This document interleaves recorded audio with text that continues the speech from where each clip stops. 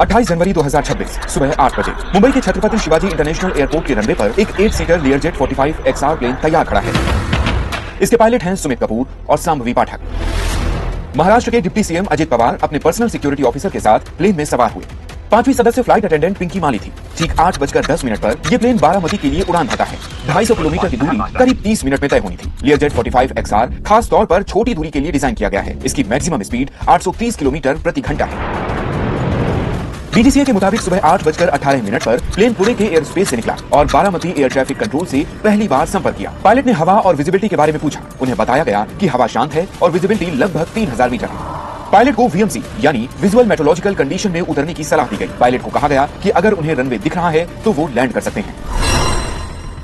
ठीक 8:30 पर पायलट पहली बार बारामती एयरपोर्ट के रनवे 11 पर लैंडिंग की कोशिश करते हैं। एयर ट्रैफिक कंट्रोल ने पायलट से पूछा कि क्या उनको रनवे दिख रहा है। पायलट ने इनकार कर दिया और हवा में एक चक्कर लगाकर फिर से लैंडिंग के लिए अप्रोच करने लगा। उनसे दोबारा पूछा गया कि रनवे दिख रहा है या नहीं। क्रू ने जवाब दिया कि रनवे फिलहाल नजर में नहीं है, जैसे ही रनवे दिखेगा वे बताएंगे। कुछ सेकंड बाद क्रू ने रिपोर्ट किया कि रनवे अब नजर में है। सुबह 8:43 पर रनवे 11 पर लैंड करने की अनुमति दी गई, लेकिन विमान ने लैंडिंग क्लियरेंस का रीडबैक नहीं दिया, यानी उन्होंने ATC की अनुमति पर हामी नहीं भरी। आखिरी वक्त में प्लेन रनवे तक नहीं पहुंच सका। प्रत्यक्षदर्शी बताते हैं कि प्लेन 100 फीट ऊपर से ही डगमगाने लगा था। देखकर ही लग रहा था कि ये क्रैश हो जाएगा और रनवे 11 की शुरुआत में ही करीब 50 मीटर बाईं तरफ प्लेन क्रैश हो गया। को पायलट सांभवी के आखिरी शब्द थे अगले ही क्षण सुबह 8:44 पर एयर ट्रैफिक कंट्रोल ने आग की लपटें देखी, जो थोड़ी दूर पर एक हाईवे के CCTV कैमरे में भी कैद हुई। इसके तुरंत बाद इमरजेंसी सर्विसेज को घटनास्थल भेजा गया। अजीत पवार समेत सभी 5 लोगों की मौके पर ही मौत हो गई। Plane operator company VSR venture के मुताबिक ये हादसा कम विजिबिलिटी के चलते हो सकता है। DGCA ने भी कहा है कि प्लेन के मलबे, डायरेक्शन, स्पीड और टकराव के असर की स्टडी की जाएगी। इस हादसे की जांच